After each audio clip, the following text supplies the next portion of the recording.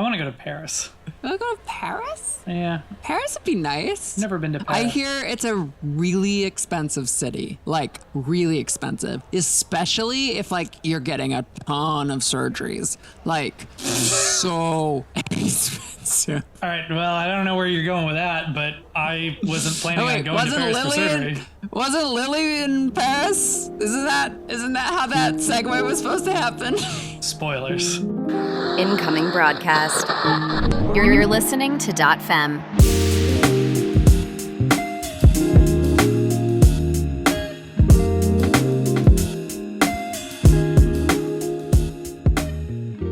Welcome to .fem. I'm your host, Danielle Gonzalez. I'm Claire. Thanks for working through us with that intro. And in today's episode, we're talking about Lili Elbe. Lily. Kind of an extension of last episode, sort of. Kinda, yeah. I mean, we talked a lot about like medical surgery stuff, the history of gender-affirming care, and Lili is someone who was kind of a pioneer with some of these things, and she was also intersex. I think, I don't know, Danny tells me suspected. We're gonna find out together, viewer. So yeah. I don't well, know. If folks are generally unaware of who Lili Elbe was, you may have seen the movie The Danish Girl with Eddie Redmayne. That's right. And that's Yep. kind of about Lili, sort of. I mean, it's based off of a fictionalized, dramatized version of her life. Inspired by the fictionalized version of the woman who we heard rumors about, Lili Elbe. Yeah. But Lili was one of the first recipients of gender-affirming surgery. So Yep. I'll just get right into it. Excellent. So Lili Elbe was born in Vejle, Denmark in That's right. 1882 to Anne-Marie Thompson and Mokens Wilhelm Wegener, who was a spice merchant. Interestingly, a lot of historians and publications actually misquote her birth year as 1886. Why? Well, because it comes from a book about her life in which certain facts were changed to try and protect identities of persons involved. Okay. So, but her All actual right. birth That's year fair. was 1882. There are reports that she was intersex, that she had what's called Klinefelter syndrome, or she had two X chromosomes and a Y, XXY. I think Lili Elbe is, going to teach us a little bit about Klinefelter syndrome because, spoiler alert, I looked over the notes and a lot of the things that are related to Klinefelter syndrome are things that Lili Elbe tried to correct. So interesting. Anyway, it's a genetic disorder that occurs when a male has an extra X chromosome resulting in a chromosomal makeup of XXY instead of the typical XY. Correct. I couldn't have said it better myself. And in some ways you didn't. Anyway, I say some reports because she was never, I don't think she ever underwent an autopsy to have it confirmed. Sure. So we don't actually know whether she was intersex, but I think there are a lot of things point to her being Definitely. intersex, and we'll get into it. But Elbe studied illustration and painting at the Royal Danish Academy of Fine Arts in Copenhagen, and it was there that she met a fellow illustrator and painter named Gerda Gottlieb, who would become her wife, and they married in 1904. Aww. And Gerda is a pretty important player in this whole story. Yeah, she was 22. They were 22 when they married. They were pretty young. So I believe Gerda was 18 or 19 and Lili was 22. Prior to her transition, Lili actually specialized in painting landscapes, and all of her paintings were published under her birth name, which was Einar Wegener. So if you're looking for Lili's work, that's the name you'll find it under.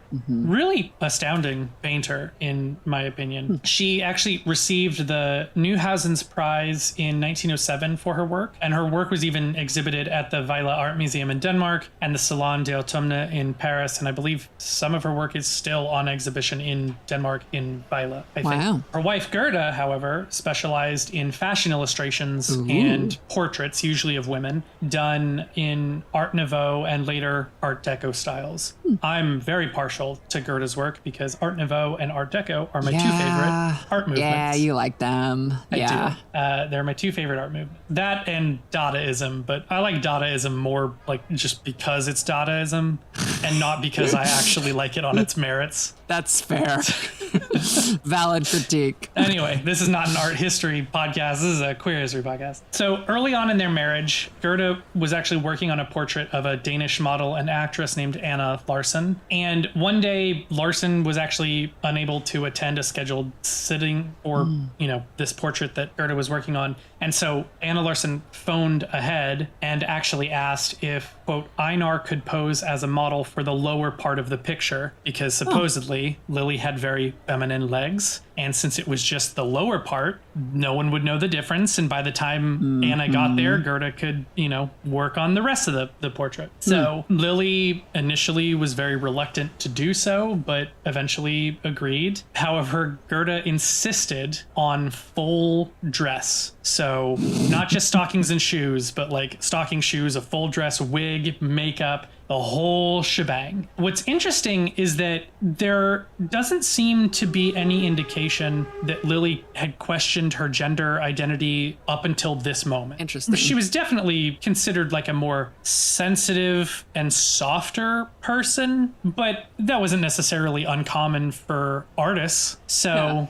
I don't, even in her own writings, it doesn't seem that she questioned her gender identity leading up to this moment. But she did find that she rather enjoyed this experience being in, full femme dress, full femme drag. Where does this claim come from? Like the idea that, she's posing for the picture and stuff. Like, where does this claim come from? Where does it derive? This is firsthand. Firsthand from Gerda? From Gerda and Anna and Lili, I believe. So yeah, Lili kind of found that she rather enjoyed this experience, kind of surprisingly so. And even though, Larsen would eventually arrive to finish the portrait, Lili, would continue to model for Gerda in private. And in fact, Gerda's most famous works were of Lili, which we'll get to later. But what I found very interesting was that Lili didn't actually choose the name Lili. Anna Larsen actually suggested the name Lili, kind of on a whim for whatever reason. I suppose when Anna finally showed up for that showing and was ready to swap out for Lili, they kind of joked about how pretty and convincing and, graceful she was. And Anna suggested the name Lili, which just kind of stuck. So very cute. Aww. Yeah. So Lili would continue to model for Gerda in private as, Lili. And throughout this time, the couple, they traveled across Europe, as artists do. They went through Italy and France, and eventually they settled in Paris in 1912. Nice. They both gained a fair amount of fame and notoriety for their artwork. They both kind of immersed themselves in the liberal and bohemian lifestyle of Paris at the time, kind of hobnobbing it and befriending many other artists and attending public festivals. And, Lili was still outwardly presenting male most of the time, but occasionally would venture out as Lili, and Paris was a very welcoming place to do that. It sounds like a very typical coming out process so far, It sounds very similar to mine, to my coming out and experimentation in high school. Mm-hmm. But yeah, so they became, pretty famous for their artwork. In fact, like I mentioned, Gerda's paintings of Lili became fan favorites. People were very taken with this beautiful young woman with the almond-shaped eyes that was, portraits of Lili. And a year after they moved in 1913, the art world was shocked when they learned that the model for these petite femme fatale was actually Gerda's, quote, husband. Mm-hmm. Shocked, but not appalled, just oh, surprising. Shocked and awed. Shocked and awed. But yeah, by 1920, Lili was presenting as a woman in public pretty regularly and was being introduced to people by Gerda as her sister-in-law, Einar's sister. Wow. So Lili was her own sister. Wow.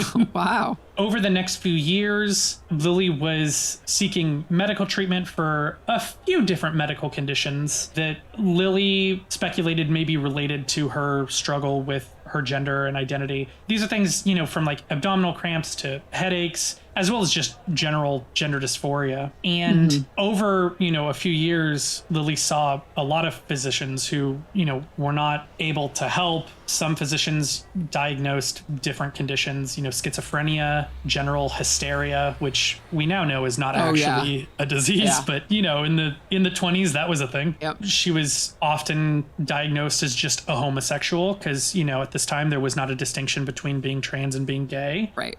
There was even one time where a doctor kind of suspiciously was like, "Oh, I don't know what's wrong with you, but wait here just a moment," and stepped out. And I guess supposedly Lili kind of peeked at her private notes that the doctor was taking and found out that the doctor went to get like a straitjacket and was going to like involuntarily commit her, and she escaped the hospital. So it was pretty fraught. And after a couple of these experiences, including seeing a radiologist who tried to treat whatever condition she had with X-ray radiation that kind of left her in a lot of pain for a while, she kind of swore off doctors. Yeah. And she was like, no, I'm not seeing doctors anymore. This is we're done. And so by 1930, she had come to the conclusion that she was in fact a woman, not a man. But since no one seemed to be able to help her with that condition, and she was experiencing abdominal cramps and all kinds of stuff that she thought might be related, she just kind of resigned to end her existence, to put it lightly, commit suicide. And she was planning to do so in March of 1930. Wow. But a few months before that was planned to take place in January of 1930. A friend of the couple who knew of Lili's struggle and all of this suggested to Gerda that perhaps Lili should see this German doctor who was a gynecologist and a surgeon from Dresden, and he was visiting Paris at the time. So Gerda goes back to Lili and was like, "My friend suggested that maybe we should see this doctor." And Lili was like, "No, I told you, I'm not seeing doctors. I'm done." But Gerda, kept pressing the issue. And so Lili kind of relented and agrees to meet with a Dr. Kurt Varnekroos. Dr. Varnekroos examines Lili and suggests that perhaps Lili might be intersex. Perhaps you are intersex. And believe that she might have You might be trans. Yes. All right, calm down. Dr. Varnekroos suggests that perhaps she has underdeveloped ovaries as well as man parts, and that could be the source of her struggling with her identity and whatnot. I think you have Klinefelter syndrome. I don't think it had a name back then. Okay. But Dr. Varnekroos suggests that she visit Dr. Magnus Hirschfeld in Berlin. Oh, there's our boy again. There's our boy again. Because, by this time, Dr. Hirschfeld has, really come up with a rigorous examination protocol to diagnose, trans folks and all of this kind of stuff, and is really kind of pushing the forefront of the studies of gender identity. That's right. Episode 2, baby. That's right. And so Lili travels to Berlin a few weeks after meeting Dr. Varnekroos for the first time. And during this train trip, she wrote an obituary for her male self, for Einar Wegner. Ah, that's so good. Which is because she had kind of come to this realization that I am leaving Paris as Einar for the last time, and when and if I ever return, I will be Lili. .fem is brought to you by, well, not capitalism, that's for damn sure. We're powered by queer joy and caffeine, baby! And our Patreon supporters. Want to help us keep making weird little episodes like this one? Head to patreon.com/.fem. That's patreon.com/DOTFEMME. Reacquiring signal. How do you feel when parents of trans kids, I've had this happen all the time, but it's kind of relevant to this moment right now, where parents of trans kids will say it's easier if I just think that my son died and I have a daughter, or my daughter died, I have a son now. I just think that idea, obviously there's a grieving process that we all go through, even as transgender individuals ourselves, but mourning grieving the loss of your son and then attributing or like finding a parallel to like a death just feels so morbid as opposed to like celebratory. And just like, I feel like it's just like they're missing the point. You know, it's not a death, it's a rebirth. And this moment here where she writes an obituary to herself, like, I don't know, it just reminded me of that. But well, are you ready for one of my famous hot takes? Oh boy, here we go. Buckle in, viewer. I think that there is definitely something to this idea of, you know, a death of sorts. Now, the distinction is it's not a death of the individual, it's a death of the idea of the individual. Yeah, that's an interesting take. Your idea of your son has now died, but the person you actually thought was your son is not dead. You now get to have a new idea of that person, if that makes sense. And, you know, I have a very, I think, sort of different relationship with death in that, yeah, I think death is very sad, but it's also like in my life and kind of in my family, is sort of how my family was when I was growing up. Fair. You know, like deaths are, yeah, something like where you grieve, but you also celebrate the life of the person, right? So like, I think that there is, you know, it is a celebration of a rebirth, but you know, there's an idea of the person that you had. You thought you knew a version of a person, and that version no longer exists for all intents and purposes. That version has died. And I think it's okay to grieve that. You know, we often say in the trans community that your transition is not just a transition for you, it's a transition for everyone around you, right? And so you have to kind of be patient with people who are in your life when you transition, because they're also transitioning to this new idea of you, this new version of you. And, you know, that takes time for every party involved. So I do think that, you know, I do think it is natural to sort of grieve a little bit. Now, I think that there are a lot of people that take that grieving way too far. And like, my idea of my child is the only idea of my child. There cannot be any others. Well, yeah, there's like a healthy version of it, and then there is an unhealthy version of it. Like, you know, like I said, like it's one thing to move through grief, right? And like work through that in your own way. And it's another to like completely blame your trans child for like, you know, feeling a certain way. I think when I think back to like when I came out and my early transition, you know, I myself had to do some grieving for the version of my life that I, you know, thought I was going to have, that I wanted to have, kind of, that I was trying so hard to force into existence. Right. You know, I had to let that go and grieve that a little bit. And everyone kind of deals with grief in their own way. And I think this is how Lili was dealing with that same kind of grief of letting go of who she was in order to be reborn as who she is, if that makes sense. You know, I think it's kind of funny that she wrote an obituary for her male self. Totally. And like, that may not be how I would deal with that level of grief. You know, everybody's coming up process is different. Although if I'm being honest, that's exactly how I would deal with that level of grief. When people call, like every once in a while, I still get phone calls for my dead name, and I go, "Oh, he died!" Like, it's very funny. So I probably would do exactly this, but like you know, not everyone does. I get it. Yeah. Anyway, she travels to Berlin to meet with Dr. Hirschfeld and go through this kind of more comprehensive medical examination. And Dr. Hirschfeld examines her and, you know, confers with some colleagues at the Institute who also examine her. And they recommend, you know, surgical intervention. They recommend 3 operations over the period of about a year and a half, starting with an orchiectomy, which, you know, would be carried out by a surgeon named Erwin Gorbant at the Institute on March 5th, 1930. So, you know, pretty fast paced. You know, she arrives, gets examined, and they're like, cool, let's start it, you know? So it's then followed by her second operation like a month later in April of 1930, which was to implant an ovary onto her abdominal musculature. Now, this is interesting because in Lili's sort of autobiographical writings about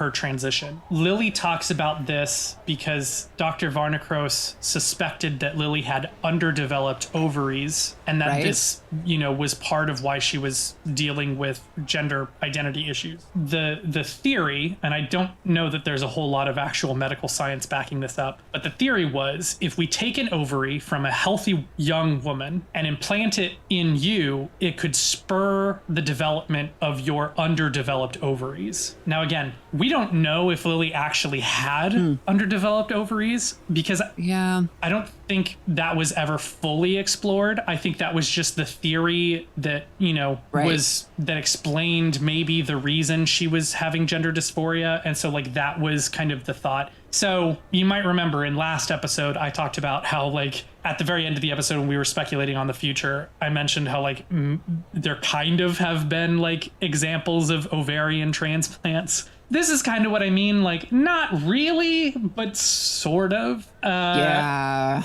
was her second operation. And then her third operation, which happened like a month after that, was a penectomy and the removal of the scrotum. Mm-hmm.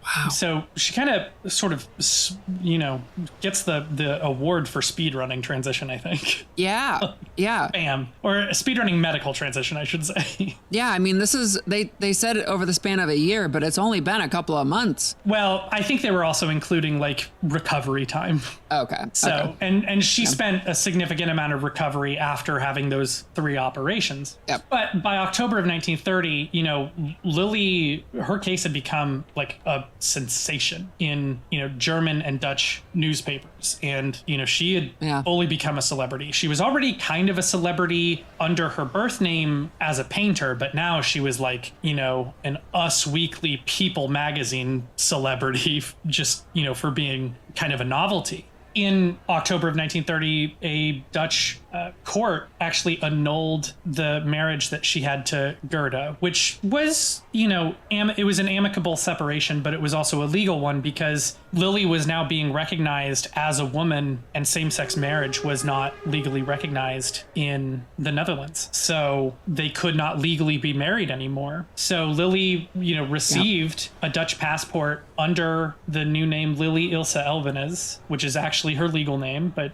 she supposedly went by the name Elbe, although there's a lot of evidence to suggest that the name Elbe was actually created by a Danish gossip columnist. So we don't know if she actually used the name Elbe. We do know she used the name Lili, just her last name may not have been Elbe specifically. It may have been Elvenes instead. But either way, in early 1931, shortly, after all of this and her marriage annulment and everything, Lili returns to Dresden, where she begins to have a relationship with a French art dealer named Claude Prévost, and with whom she wanted to marry and she wanted to have kids. She wanted to get pregnant and have kids naturally. Wait, what happened to Gerda? At this point, they remain friends, but Gerda moves on with her life and marries an Italian man, and I think they later got divorced. But Gerda remained friends with Lili for the rest of her life and was a strong advocate for Lili. Okay. Since she's in Dresden, where,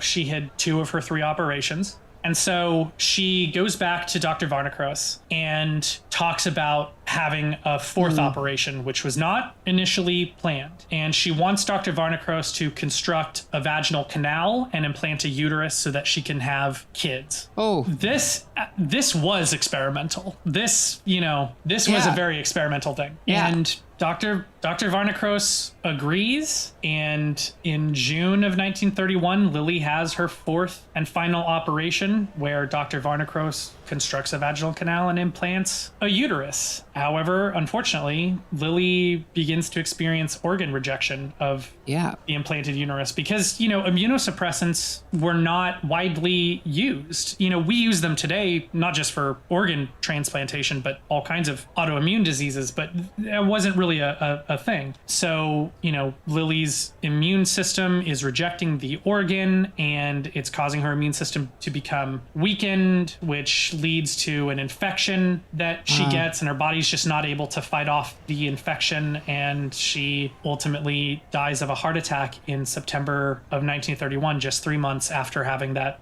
final surgery. Wow. That was how Lili passed. Lili was buried in Trinity Cemetery in Dresden, in Germany. Before she died, during this whole period, Lili worked with her friend named Ernst Hartern, who worked under the pseudonym of Niels Hoyer for this purpose. And they wrote an autobiographical record of her transition that was titled Man into Woman, an authentic record of a change of sex, the true story of a miraculous transformation of the Danish painter Einar Wegner. So Lili dictated a significant part of the book before she died, and then Ernst used Lili's journal entries leading up to her death to finish the book, and then edited it and released it 2 years after Lili's death in 1933, which I read, not the full text, but a translated and truncated version of it to prepare for this episode. Version. Yeah, an abridged version. It was interesting. Lili remains kind of a trailblazer for transgender advocacy in healthcare, and she remains an inspiration for trans people all over the world. Wow. Story was adapted into the novel The Danish Girl, which takes a few liberties with her life. For example, in the novel, Gerda is not a contemporary Danish painter, but an American socialite from California. So, that's not accurate.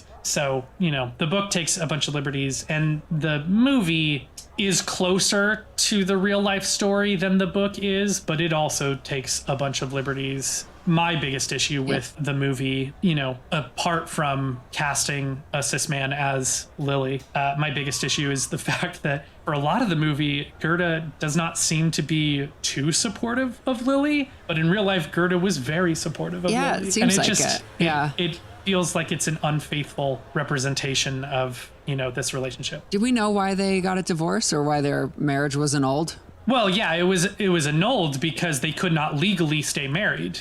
Same-sex marriage was not legal in the Netherlands. So when they legally recognized Lili as a woman, she could no longer be married to another woman. That's so stupid. That's so stupid. So that was a big part of it. But also, as Lili was going through her transition, and this is something that I think a lot of trans women experience, Lili started to find herself attracted to men, and I think wanted to be married to a man. There are a lot of trans women that say hormones, change your orientation. I call shenanigans on that. There is no scientific evidence to suggest that. There's only anecdotal evidence, and I think what makes more sense if we apply Occam's razor to that situation is that, trans women who experience that are probably bisexual from the start, but they, repress their attraction to men as a way to try and, kind of cope with their gender identity struggles. And, a lot of us, when we're struggling with our identity, we try to overcorrect initially before we eventually, come out to ourselves and then other people and transition. I, for instance, almost joined the Air Force as a means of overcorrecting. I know. Or like when you go to the gym beforehand and get uber buff. And get swole. I know. A lot of trans women do that. Swole. I think, for trans women who are bi, they, kind of overcorrect by insisting that they're not bi, they're only heterosexual. But then as they transition and become more comfortable with themselves, they're more open to trying new things that they were not open to before. And so what they perceive as like a sexuality switch is simply them coming to terms with the fact that they've always been bisexual. They just didn't allow themselves to recognize it before. Sure. And I suspect that Lili experienced something similar. Sure. There's also, and this is, I've also heard from a lot of trans women too, that there's also, it's when you start to shift your sexuality around, whether or not that is like inherent to the self or like as a result of transition, it's also really affirming to be treated in a way that is, performative, the ways that society, stereotypically feminine, the ways that society, wants you to be. And, when you're in that heteronormative relationship, it's very affirming. Sure. And so a lot of trans women also look for those kind of relationships as well. I'm sure trans men do to some extent. I don't have any experiences with them, but neither do I, if in you this can believe way. it. I don't know, babe. Actually, I think you would do really well with a trans man. I don't know how to take that statement. Am I not feminine enough? What does that mean? You're going to give me a complex. I just thought that it would, like, I was like, oh, Dany, I think Dany would do really well with the trans band. Oh, what, because I'm a lesbian? Is that it? Yeah, I guess, I don't know. God damn it, I'm digging a hole. Anyway, I knew the second I undertook this conversation, I was like, I'm gonna end up in a bad place. But yeah, I think as Lili transitioned, you know, their marriage kind of morphed to be less of a marriage and more of a friendship, you know, and I think they were understanding and comfortable of that. And then on top of that was the legal aspect of once the government legally recognizes her as a woman, she couldn't stay married to Gerda. And I think that, you know, both of them recognized that they were at this point more friends than spouses, that they probably didn't challenge. Yeah, they met in college. You know, they met in college. They probably had a fling. They got married. You know, they had a lot of shared interests, you know, and all of the additional issues that, you know, with the courts and what was legal and what wasn't legal, all the stressors with these surgical things, you know, and then just time as well. Like there were so many factors, I'm sure, involved that, you know, put them into this position of like, actually, you know what, I think it might be best for us to separate, you know, but we'll never know. Yeah, but I mean, from what I understand, they remained very close. I mean, Gerda, when she was starting to see this Italian man, which was pretty shortly before Lili passed away, Gerda, you know, was constantly inviting Lili to come out, that, you know, she would be like family, treated like her sister, that she'd always be welcome and have a home with them in Italy if she needed it. You know, they were very close. So, you know,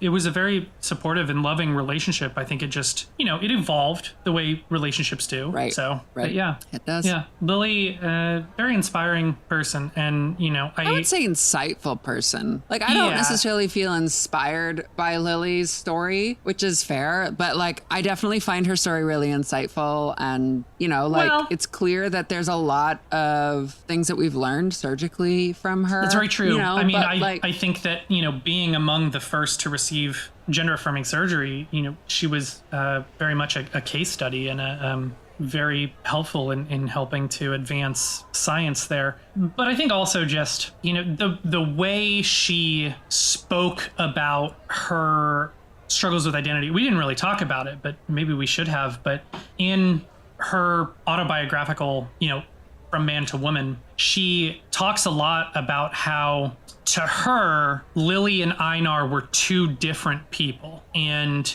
she, you know, very much segmented them in her mind. If Lili did something when she was presenting female, you know, in Paris one night, and then the next day someone was like, hey, what was that you did last night? She's like, oh, I wasn't there last night. Lili was. I hope it was nice, but I wasn't there. You know, like, it's very interesting. And the way she kind of talks about it, I think, while I don't know that it's particularly accurate for, you know, many or even most trans folks, I think that it was sort of a way that was somewhat approachable, at least early on, for other people who aren't trans or queer to sort of, you know, begin to understand these issues. And I think we see that in how many advocates and you know, accepting friends that Lili had around her. You know, her brother-in-law. Well, yeah, she was also like, you know, in a queer, she was in fashion, she was in art, you know, and like all of this, you know, it's very queer, you know. So she was fully, you know, immersed in queer culture from the get-go, like, which is, you know, kind of why her story is almost par for the course. Like, you know, we don't see this, like, you know, massive upheaval like we have with some other people in the past, you know, where it's like their whole life is uprooted, or like, you know, there are government issues, or, you know, or like massive protests or something she's taking part in. You know, this is somebody who had a lot of support around her, you know, and who was, you know, looking to be affirmed and healthy in all the right ways, but just the time that she grew up in didn't really allow for that. So while the social side of her life was very accepting and progressive, the medical side still had a lot to do. And the same goes for the legal side of things too. Like, Sure. It sounds like there's a lot of legal barriers that existed in her life. I think I'm always inspired by someone that, figures out who they are and so decidedly, goes for it. You know what I mean? I think that's always inspiring. So. Yeah. There's a lot of modern comparisons that we can draw from this episode, and it's like we're talking about someone who was born in 1882. Right. Yeah. So, and I think that's why, learning about history and exploring these stories is so important, because it just goes to show that, like, all of the problems that we are, all of the challenges and problems that we're facing now are not new. These are the exact same problems that people have been faced with for centuries, and learning about how they approached those challenges, how they overcame them or didn't overcome them, can be very valuable insight into, our approach today. So Definitely. Well, I think that's going to do it for us today. So if you like this episode, let us know. If you're listening to us on YouTube, leave a like, subscribe, drop a comment down there. If you're listening on Spotify, you can leave comments on Spotify now. So I know, isn't that great? Definitely leave a comment there and let us know what you thought of the episode. We'd love to hear from you. You can find more episodes wherever you get your podcasts or directly on our website at .fempodcast.com. If you really enjoy queer history and want to help preserve our stories, you can support us financially by supporting us on Patreon. Or if you have suggestions for other queer histories you'd like us to cover, especially if they're like little local ones that maybe, aren't widely known, definitely let us know. You can send us an email about that on our website, or you can even send us a real life letter, stamps and all. With a stamp. Yeah. To our P.O. box. The address for that is on our website also. So we love hearing from everybody, and especially about, local queer histories that we might never have heard of. So with that, I think it's going to do it for us today. So I'm Danielle Gonzalez. And I'm Claire. Thanks for listening, and we'll see you with the next episode about Alan Turing. Ooh.